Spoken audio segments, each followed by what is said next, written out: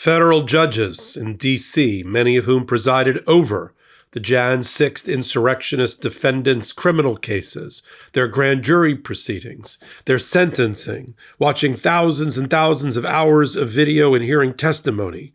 They have broken their silence and are firing back at Donald Trump one at a time, but in a loud and clear voice. They will not let Jan 6th be rewritten as being anything other than the attack on our democracy that it was. The three that have stepped forward courageously so far, are the former Chief Judge Beryl Howell, Judge Tanya Chutkan, who presided over Donald Trump's own D.C. election interference case, and Senior Judge Kolar Catelli, all of them telling the prosecutors, who have now sort of sheepishly gone into court, talking about the Jan 6 defendants who have not yet been sentenced or those that have not yet gone to trial. They're not going to dismiss the cases against these defendants with prejudice, and they want the Department of Justice to justify the reason they're being dismissed at all, so it's saved for posterity. I'm going to give you what each of the judges said in their most powerful direct rebuke of Donald Trump, and I'll do it right here on the MeidasTouch Network and on Legal AF. Beryl Howell had the occasion because just after the pardons, she was asked to have the case dismissed against by the new Department of Justice, Nicholas DiCarlo and Nicholas Ox, who throw smoke bombs, for instance, into the Capitol during the attack. And let's just say she said, I'm not going to dismiss this case with prejudice. I'm going to do it without prejudice. That's in my purview. See, that's the battle here, right? Donald Trump had the power through pardon to open the jailhouse cells and let out the Stuart Rhodeses of the world, who's already gone to Capitol Hill and met with lawmakers, and to let out Enrique Tarrio, two of the most heinous leaders of Proud Boys and Oath Keepers, respectively. They're already out. Now we're talking about the ones that are still in the criminal justice system, haven't yet been sentenced, haven't yet been brought to trial, and it's a little murkier. And they still have federal judges that have their own responsibility, and they're making their voice heard. Let me just tell you individually what each of them said so powerfully in their orders in their cases in front of him. Tanya Chutkan, let's start with her, presided over all of Donald Trump's D.C. election interference case through the immunity decision. She used probably the most graphic language. She said in dismissing a case without prejudice that the dismissal of the case required by President Trump's pardon cannot, quote, whitewash the blood, feces, and terror that the mob left in its wake, and it cannot repair the jagged breach in America's sacred tradition of peacefully transitioning power. Donald Trump, in his executive order, said he was righting a grave injustice, national injustice, that has been perpetrated upon the American people to start a process of national reconciliation. That language triggered Judge Beryl Howell, who was, for the majority of the Jan 6 investigations, the greatest investigation in the history of the FBI and the Department of Justice. She was the presiding judge over all grand jury proceedings, including those involving Donald Trump. She's the one that made the orders that stripped most of Donald Trump's lawyers of their attorney-client privilege, and Donald Trump of his attorney-client privilege, finding that they were more likely than not to have been participating in a crime or fraud, including the President of the United States. She was involved, of course, with the Mar-a-Lago case, the D.C. election interference case, in her capacity. She also tried hundreds and hundreds of other cases involving Jan 6 defendants, heard all the evidence, saw all the evidence, and here's what she had to say. In response to the I need to start a national process of reconciliation by giving these pardons, she said, and I quote, no process of national reconciliation can begin when poor losers, that's you, Trump, whose preferred candidate loses an election, are glorified for disrupting a constitutionally mandated proceeding in Congress and doing so with impunity. No, quote, national injustice, again using the words of the president's pardon, or pardon statement, occurred here, just as no outcome determinative election fraud occurred in the 2020 presidential election. That merely raises, Judge Howell continued, the dangerous specter of future lawless conduct by other poor losers and undermines the rule of law. And both Chutkan and Howell refused to grant the Trump Justice Department's request for a dismissal with prejudice for 3 Capitol riot defendants, including a Proud Boy extremist group chapter leader. They said, we're going to do it without prejudice, meaning the case is open for future prosecutors, meaning the Democrats, to bring charges before statute of limitations have run.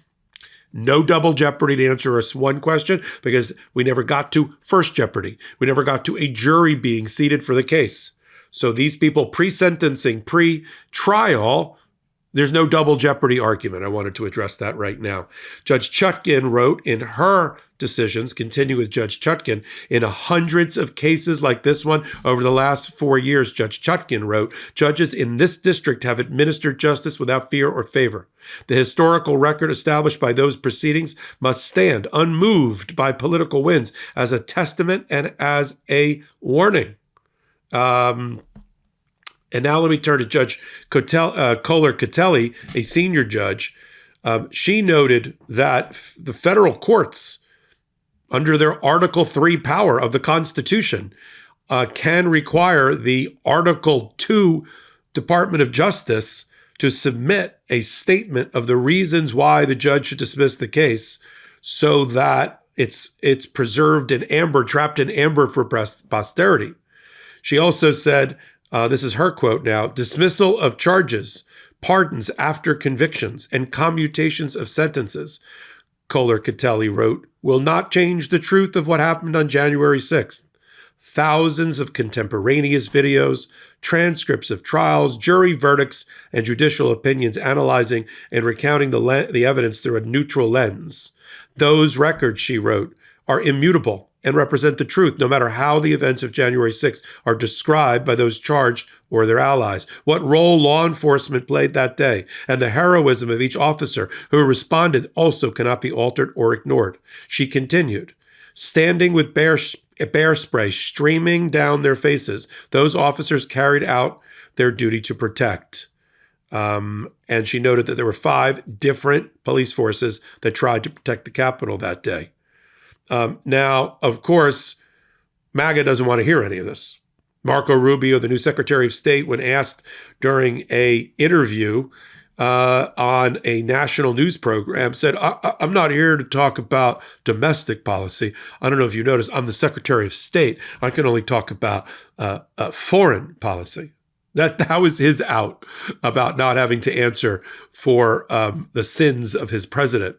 And the rest, of course, are like Mike Johnson are saying, there was a weaponization of events. It was a terrible time and a terrible chapter in American history. The president made his decision. I don't second guess that. It's kind of my ethos, my worldview. We believe in redemption. And now he's giving me his Christian point of view. Let me read to you from some other reporting here of statements that were made. Your nighttime bedroom temperature has a huge impact on your sleep quality. If you wake up too hot or too cold, I highly recommend you check out Miracle Made's bed sheets. Miracle Made sheets are inspired by NASA and use silver-infused fabrics that are temperature regulating so you can sleep at the perfect temperature all night long, no matter the weather. So you get better sleep every night. These sheets are infused with silver that prevent up to 99.7% of bacterial growth, leaving them to stay cleaner and fresh 3 times longer than other sheets. No more gross odors. Miracle sheets are luxuriously comfortable without the high price tag of other luxury brands and feel as nice, if not nicer, than sheets used by some 5-star hotels. Sleeping on bacteria can clog your pores, causing breakouts and acne. Sleep clean with Miracle. Upgrade your sleep this year. Go to trymiracle.com/legalaf to try Miracle Made sheets today. And whether you're buying them for yourself or as a gift for a loved one, if you order today, you can save over 40%. And if you use our promo code LegalAF at checkout, you'll get a free 3-piece towel set and save an extra 20%. Miracle is so confident in their product, it's backed with a 30-day money-back guarantee. So if you aren't 100% satisfied, you'll get a full refund. Upgrade your sleep with Miracle Made. Go to trymiracle.com/legalaf and use the code LegalAF to claim your free 3-piece towel set and save over 40% off. Again, that's trymiracle.com/legalaf to treat yourself. Thank you, Miracle Made, for sponsoring this episode. The comments made by Chutkan, by the way, about feces, just to remind everybody, that is that when some of the Jan 6ers got inside into the Capitol, the seat of our democracy, they literally dropped their pants and crapped in the building and crapped on our democracy. I am so glad that they have finally proudly stepped forward and said it in a way from a pulpit up on high as the federal judges sit and talk about it. Let me talk about more. Kohler Catelli took a lot of time to talk about law enforcement in a way that is in stark contrast to Donald Trump, who crapped on the memory of law enforcement, who stole their valor the day that he decided to commute the sentences of all 1,600 of the worst, including the worst and most heinous people who beat and attacked police officers. I mean, you're already seeing the press conferences where Donald Trump is asked during a press conference just today, do you think it's okay? Do you believe that law enforcement shouldn't be beaten? Do you believe law enforcement shouldn't be violently attacked? And Trump said, yes, I do. Well, then how do you justify? And then they went off and read some of the Jan 6 defendants and what they were convicted of beyond a reasonable doubt in a court of law. And there is no answer for it. Here's how Judge Kohler Catelli put it. Grossly outnumbered, those law enforcement officers acted valiantly to protect the members of Congress, their staff, the vice president and his family, the integrity of the Capitol grounds and the Capitol building, our symbol of liberty and symbol of democratic rule around the world. For hours, those officers were aggressively confronted and violently assaulted. More than 140 officers were injured. Others tragically passed away as a result of the events of that day. But law enforcement did not falter. She closed her order, stating bluntly, all of what I've described has been recorded for posterity, ensuring that which transpired on January 6th can be judged accurately in the future. Now, she also raised the issue of the fact that at least one of the Jan 6 defendants had an obstruction charge well after Jan 6 and questioned whether the pardon applied to those actions as well. What we're watching is Article 3 judges doing their job. Donald Trump thinks he's got a job to do, thinks he's got a pardon power, which he does under the Constitution, under his Article 2 powers. Let's watch the Article 3 judges at work. I've said it before. Watch for the federal judges in places like the District of Columbia, up and down the East Coast, in California. Those are going to be the places that are going to be the battleground for democracy moving forward with all the new lawsuits. We're up to almost 10 new lawsuits filed against Donald Trump in these areas. New Hampshire, Massachusetts, California, Washington, District of Columbia. And appellate court judges at the 1st, the 2nd, the 9th. The D.C. Court of Appeals. That is the battleground. That is where we're going to be filing our lawsuits the way they try their Texas two-step of Texas D.C. Circuit Court judge or D.C. Federal judge up to the Fifth Circuit Supreme Court. We got to go this route. And now we're watching all in sequence, all seriatim. The world is responding to Donald Trump and dressing him down on the public stage, from bully pulpits in the National Cathedral with the Right Reverend Archbishop Budd to the lawmaker in Denmark, in the EU, the European Union Parliament, telling Donald Trump to F off literally about his claims against Greenland. And now federal judges are doing their part in writing and standing up to Donald Trump. I think in listening to all of this, I'll tell you what the Democrats and moderates and fair-thinking people should put together. In addition to the Joe Biden Presidential Library, we need a memorial. We need a museum dedicated to Jan 6th for posterity, to pick up with Judge Kohler Catelli. Needs to be built with progressives and Democrats and others and put in the right and appropriate place. But just like we have a 9/11 memorial, we have a Holocaust memorial, there needs to be a Jan 6 memorial. I want on video loop the thousands of hours of video of the attack on the Western Terrace and inside, and And starting with the ellipse, I want the timeline. I want the social media posts. I want the GoPro cameras. I want the audio of the police calling for help that they couldn't hold the line. I want the photos showing members of Congress and other supporters of Donald Trump all attacking. I want the aftermath, the photos in the dining room while Donald Trump sat in dereliction of duty. Right? I want the testimony at the Jan 6 committee of people in and around Donald Trump's life who testified against him, all Republican.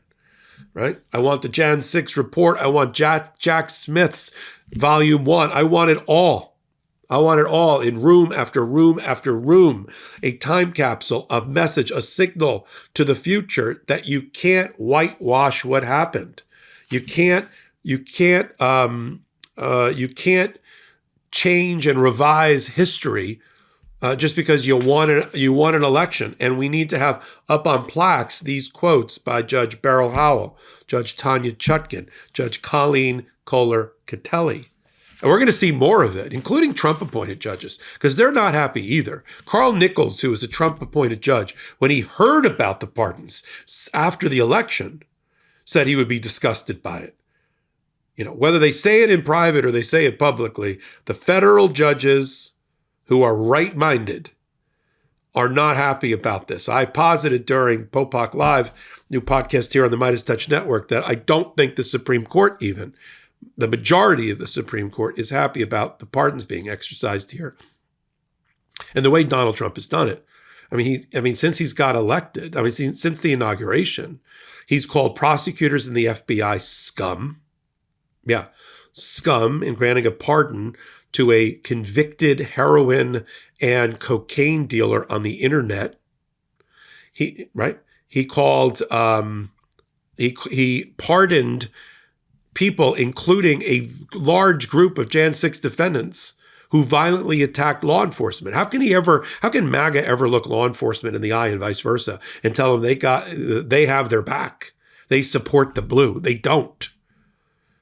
You know, Democrats would never do what just happened. You know, by sharp contrast, you've got Joe Biden on the way out, right? Pardoning the Jan 6 committee to protect them from the retribution of Donald Trump. Federal judges are going to stand up against Donald Trump. They're getting their voice.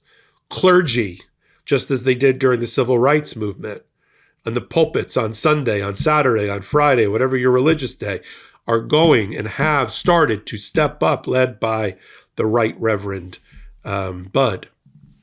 Secular leaders of interest groups like the NAACP, like the ACLU, like new groups formed by Norm Eisen, groups led by Court Accountability Action, our partners on the Legal AF network or channel, supported by an audience that calls itself Meidas Mighty and Legal AFers. We are bringing this together as world leaders encircle us, right, to rebuke Donald Trump on a national stage.